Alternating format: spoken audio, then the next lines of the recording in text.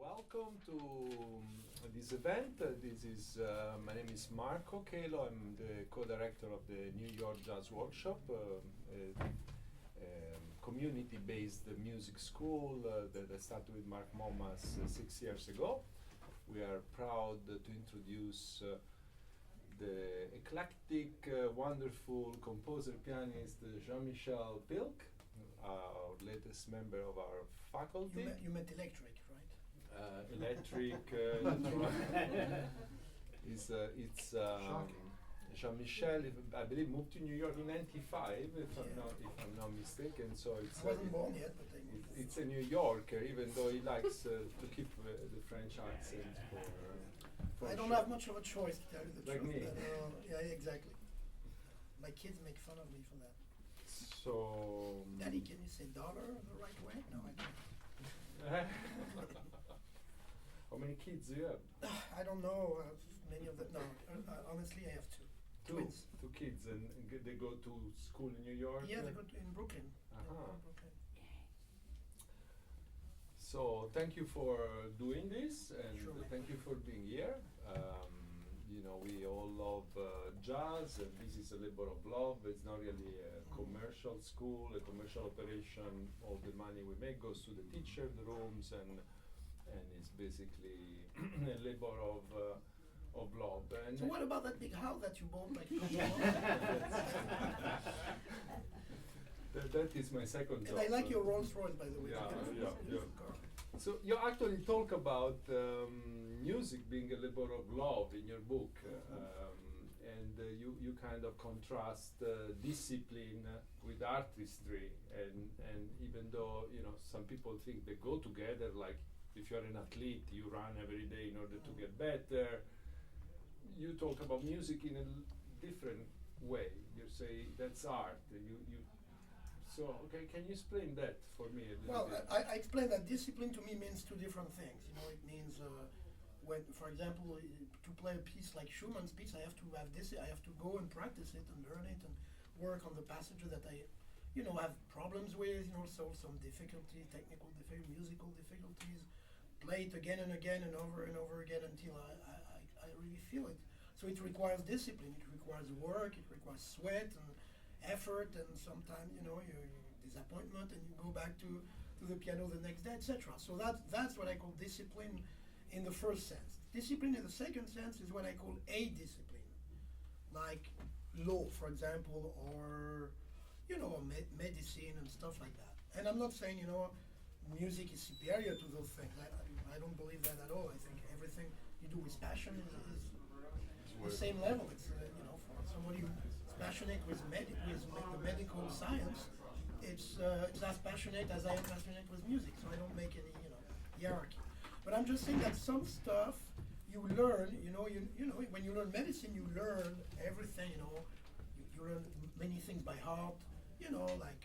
This is how the body works, and this is the organ, and this is what happened, and the chemical reaction. And you have lots of stuff that you kind of learn. I would say methodically.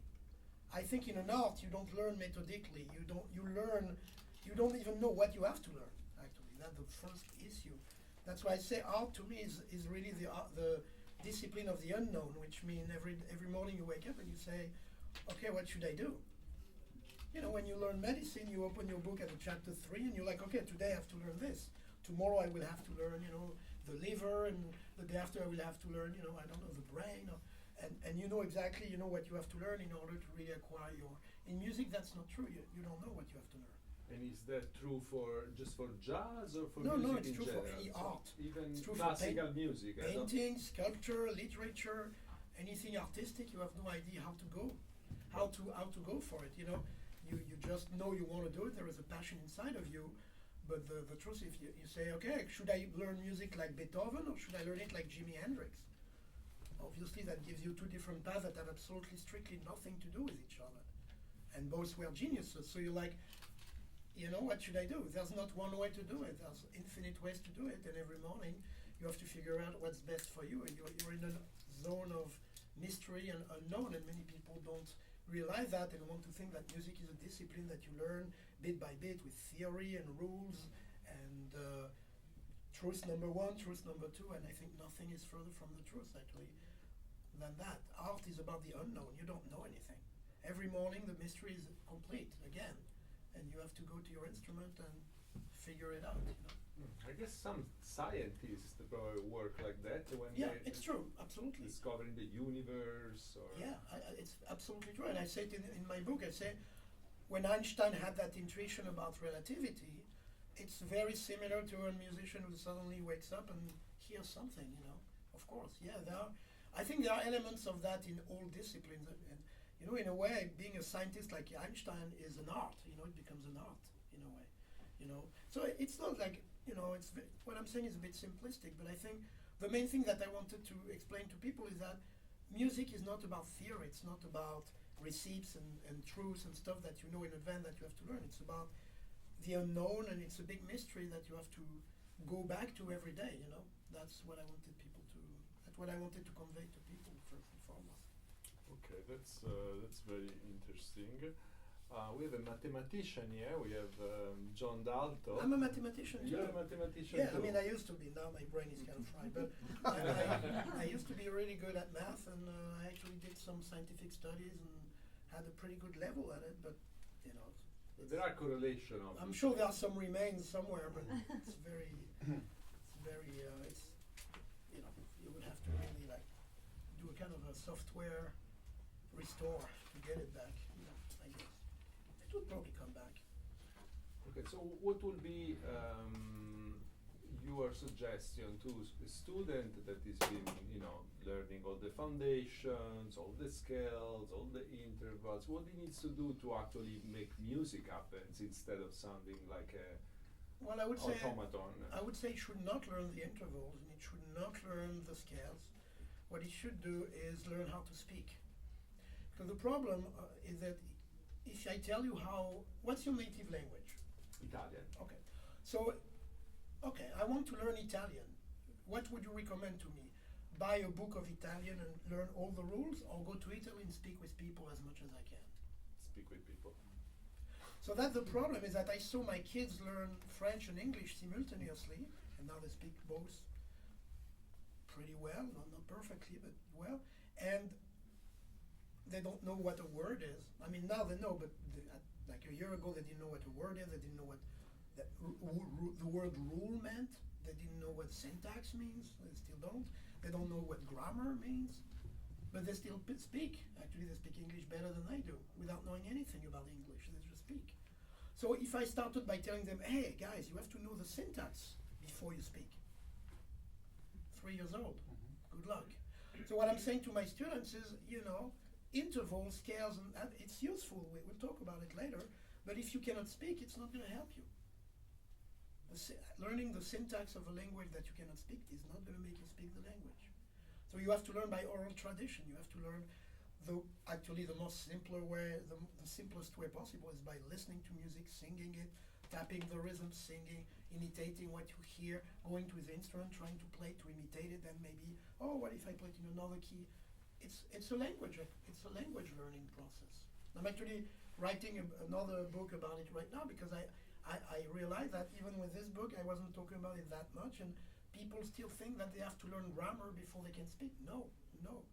I didn't know intervals before the age of 22 or 23. I never saw a real book before I was 23 years old. I didn't even know that some people wrote Charlie Parker's solos in a book. When I learned that, I was like, man, that must be terrible. How can you write that? You know. So I learned by oral tradition, like many people of my generation before the schools. I learned by listening to the records and singing what I heard and going to the piano trying to read. I learned how to speak. I spoke, you know. It's a language learning thing, really. I mean, It's like learning a language. So Absolutely. the music is more similar to a language than anything else. yes.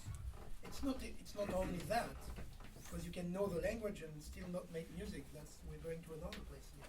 But I think music uses a language which you have to speak and understand before you go to the theory, which I think you don't even need.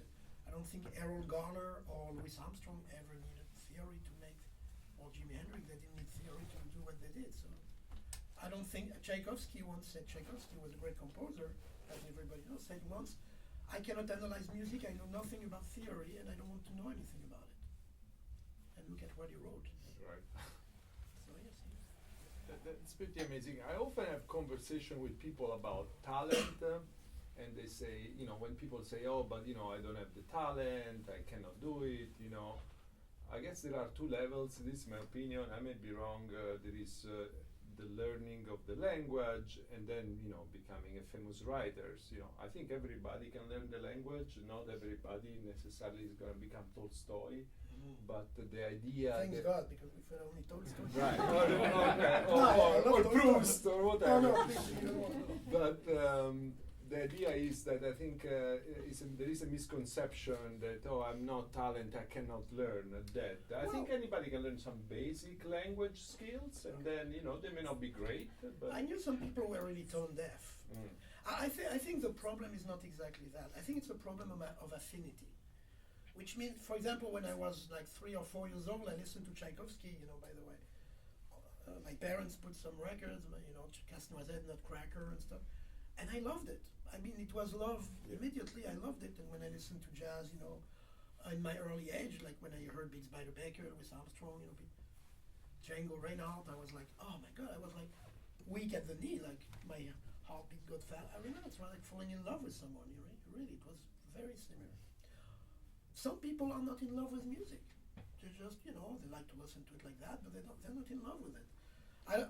Call it talent, call it affinity, call it the way you want, but I think some people just, they're just not a passion for them. And some people, like for me, for example, painting is not a passion for me. I like to see beautiful paintings, but it has never crossed my mind to be a painter or even to try. I know, maybe I'd be good. I don't think so, actually, but or acting, Miles Davis used to paint. When I see like Marlon Brando acting, I'm like, wow, that's genius. But it never crossed my mind to do some acting. I mean, I'm not in love with that. It's a love story. You fall in love with different things. So you could call it that talent, maybe, if you want. Sometimes it's difficult because some people fall in love with something and experience lots of difficulties. And you have to try to help them. So, yeah, I mean, I still believe in talent. I still believe, when you look at Mozart, it still exists. Of course, but those levels. I was saying, as a language, everybody can speak Italian. They may not become Dante, or they may not be great speakers, but they can speak.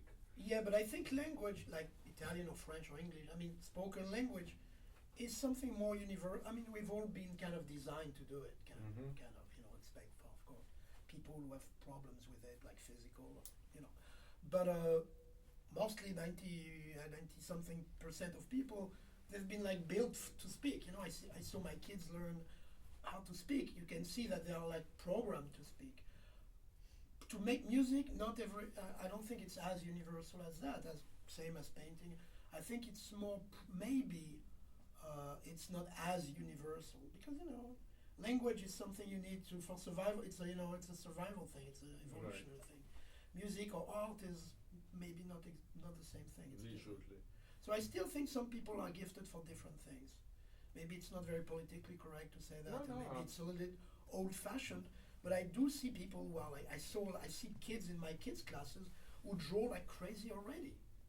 My kids draw okay, but those guys, they draw, and it's like you can see that the little guy is gifted, and nobody told him anything, and so you gift. I believe in gift. I think it does. I didn't discount the gift. I was saying there are levels. So there is a basic ability to communicate, and then there is the gift. I think anybody can do music at a certain level. That's for sure. But,